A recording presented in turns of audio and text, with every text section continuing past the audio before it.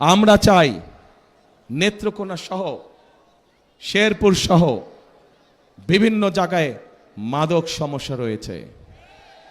আমরা এই মাদক সমস্যার সমাধান করতে চাই, কিন্তু মাদক সমস্যার সমাধান করতে হলে কিভাবে করবেন? আপনি কিভাবে করবেন?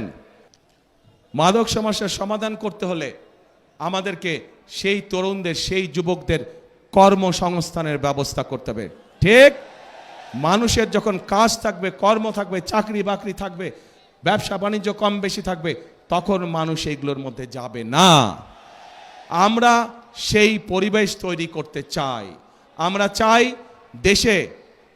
দেশে আমরা চাই ভোকেশনাল ইনস্টিটিউশন বেশি করে আমরা তৈরি করব, যাতে করে আমরা আমাদের তরুণ সদস্যদেরকে, যুব সমাজের সদস্যদেরকে আমরা বিভিন্ন রকম ট্রেনিং দিব, যেই ট্রেনিংয়ের বিনিময় তারা বিদেশে যেমন যেতে পারবে, একইভাবে তারা দেশে তাদের কর্মসংস্থান তৈরি করতে পারবে।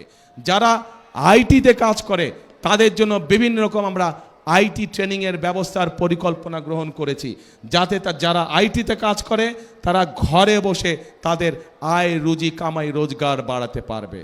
প্রিয় ভাই বোনেরা, এই যে 4 জেলার ভাই বোনেরা আজকে আপনারা এই মিটিংয়ে উপস্থিত হয়েছেন, এই এলাকার আরেকটি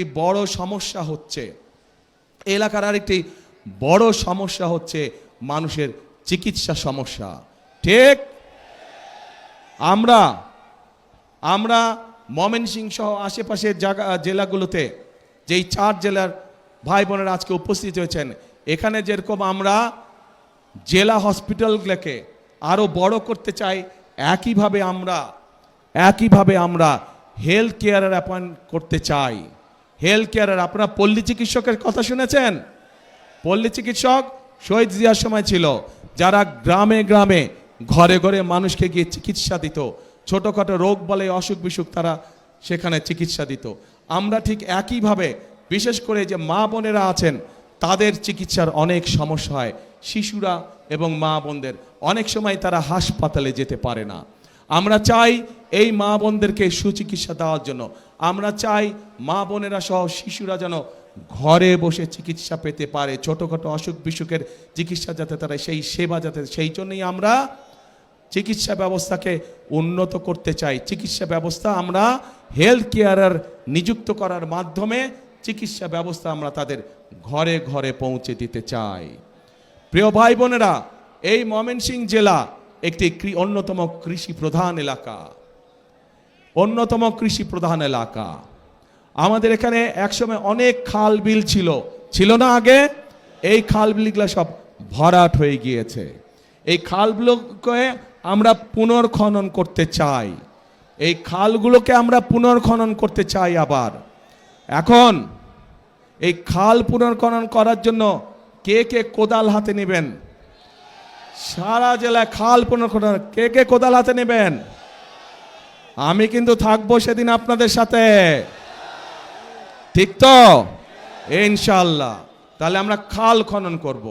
তো এখন প্রিয় ভাই বোনেরা, এই যে সংক্ষেপে আপনাদের সামনে আমি কতগুলো কথা বললাম, আপনারা কি মনে করেন যদি এই কাজগুলো করতে আমরা কম বেশি সক্ষম হই, ইনশাল্লাহ 12 তারিখে আপনারা ধানের শীষকে ভোট দিয়ে জয়যুক্ত করলে, ইনশাল্লাহ 12 তারিখে বিএনপি সরকার গঠন করলে, এই যেই কথাগুলো আপনাদের বললাম, ফ্যামিলি কার্ডের কথা বললাম, কৃষক কার্ডের কথা বললাম, স্বাস্থ্যের কথা বললাম, শিক্ষার কথা বললাম, তরুণ বেকারদের মাদক সমস্যা দূর করার জন্য কর্মসংস্থান ব্যবস্থার কথা বললাম, এই কাজগুলো যদি আমরা করতে সক্ষম হই, তাহলে কি আপনারা মনে করেন আপনারা সহ সমগ্র দেশের মানুষ উপকৃত হবে?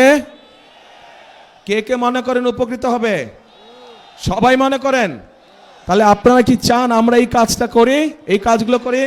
কারা কারা চান যে বিএনপি এই কাজগুলো করুক? যেই কাজগুলো কথা বললাম সবাই চান? ঠিক আছে, ধন্যবাদ।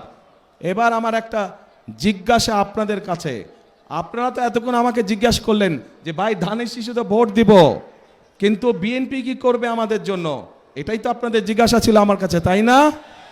তা আমি তো বললাম বিএনপি ইনশাল্লাহ সরকার গঠন করলে আমরা কি করব বললাম না এতক্ষণ? সংক্ষেপে বলছি, আরো অনেক কাজ আছে, আরো অনেক কাজ করব আমরা ইনশাল্লাহ, তবে সংক্ষেপে বললাম আপনাদের কাছে।